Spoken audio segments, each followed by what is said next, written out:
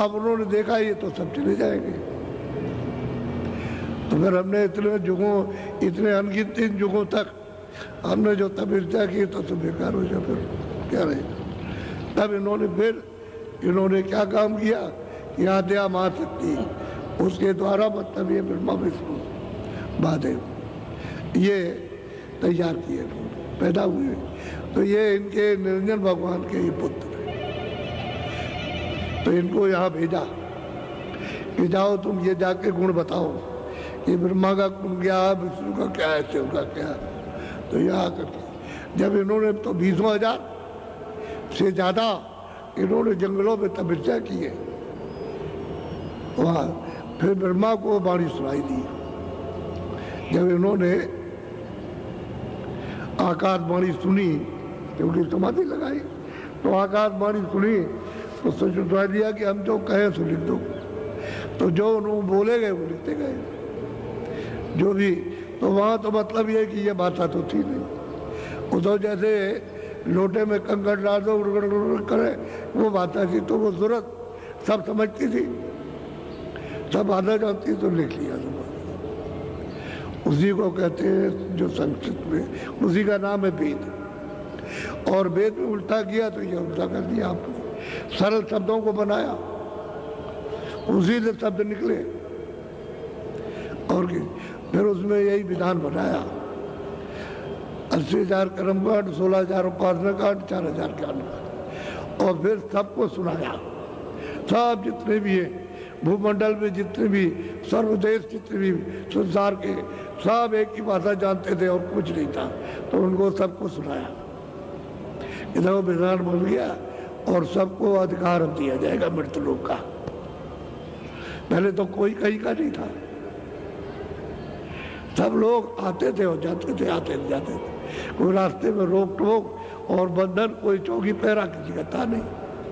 अब जब आपको अधिकार मिल जाएगा, पाप का, पुण्य का, अच्छे बुरे का, न्याय का, अन्याय का, सत्य का, असत्य का, जो सब मिल जाएगा, तो आप अपनी स्वेच्छा से वो कहेंगे हमने तुमको पूरा अधिकार दिया, हमारी तरफ से रोक टोक मनाही या आदेश नहीं है, तो अपना जो चाहो उसमें रोक लो करो। तो जब अधिकार आपने पाया तो फिर ये मैल स्थूल ये यहाँ अंतःकरण में जमा होने लगा। तो धीरे धीरे जमा होते होते होते होते होते होते जमा आपकी धीरे धीरे आँख मटमैली हुई और कानों से कम सुनाई देने लगा। जैसे कान पर मैल आ जाए तो आदमी को कम सुनाई देने लगता, तो मैल अगर हट जाए तो सुनाई देने लगता। ऐसे ही धीरे धीरे मैल जमा होने लगा यहाँ। तो आँख भी बंद और कान भी बंद और नाक। तो धीरे धीरे धीरे धीरे फिर देखा कि भाई मतलब ये क्या हो गया, हमको तो दिखाई देता था, हम ये जानते थे, ये देखते थे। तो आप इधर उधर गए तो किसी ने कुछ कहा, किसी ने कुछ कहा, किसी ने ये करो तो ठीक हो जाओगे, ये करो। तो धीरे धीरे मैल जमा हो गया और आँख बंद हो गई, अंधे हो गए। अब अंदर से भी अंधे, आँख भी बंद हो गई, कान भी बंद हो गए, नाक भी बंद हो गई, तीनों चीजें बंद हो गई। और तीनों ही चीजें थी। अब ये बाहर से आपकी आँख अच्छी हो और फिर खराब हो जाए तो आप डॉक्टर के पास जाओगे तो बाहर का पर्दा खराब हो गया और आँख के सामने कोई पर्दा आ गया। यही पर्दा मटमेला कोई आँख के सामने आ गया तो पर्दे से जो रोशनी आ रही बंद हो गई। वैसी है, अंदर तो एक ही आँख है और एक ही कान है और एक ही नाक है। अब बाहर दो आँख है, दो कान है, दो नाक है। अब आकर के धीरे धीरे धीरे धीरे तो लोगों ने कहा अच्छा ये करो, तो ये करने लगे, ये करो, ये करने लगे, ये करो, ये करने लगे, ये पुण्य है। ये भाई जब जीव निर्मल आया था तो ये सब बनाने की बखेड़ा क्या जरूरत थी, क्योंकि निर्मल है, आप इसमें लगाओगे तो निर्मल को क्या साफ करोगे। आपने मुक्ति के लिए, स्वर्ग के लिए, वैकुंठ के लिए, सबके लिए कहा, तो इससे तो सफाई होगी नहीं, वो तो साफ था। धोबी को साफ कपड़ा दो तो कहेगा अरे बाबू जी ये क्या आप दे रहे हो, हम तो कपड़ा धोना चाहते हैं जो गंदा हो। ये मैं हमारा तो जो सामान है वो इसमें लगेगा ही नहीं, ये तो साफ है। तो ये सब बखेड़ा करने की क्या जरूरत थी। ये बनाया तो ये करो, तो ये करो, तो ये इसलिए उनको फंसाना था, रोकना था कि चले न जाए। तो रोक लिया आपको। अब रास्ते बंद हो गए। अब और 700 बरस के पहले तो कोई रास्ता खुला नहीं था, और 700 लगभग हुए या 2-4 बरस ज़्यादा या कम, बस तब से रास्ता खुला ऊपर जाने का। नहीं, सब बंद हो गया था, सब भूल गए थे। जितने भी ऋषि मुनि योगी जति सन्यासी जितने भी है, सब के सब भूल गए रास्ता, किसी को ऊपर का रास्ता ही नहीं मालूम रहा। तो जो छोटी मोटी साधना कष्ट उठा के करते थे उसको उन्होंने बताया भी नहीं, लोगों को अपना करके तो इधर उधर हो गए, चले गए, और वहाँ ऐसी जगह पहुँच गए जहाँ फिर आना, जहाँ से आए थे वो तो उनको पता ही नहीं रहा, सब शरीरों में बंद हो गया करके। तो कारण शरीर में बंद किया, फिर सूक्ष्म में बंद किया, फिर लिंग में बंद किया, और यहाँ ला करके स्थूल में बंद कर दिया। अब आप नहीं जा सकते, रास्ता बंद हो गया।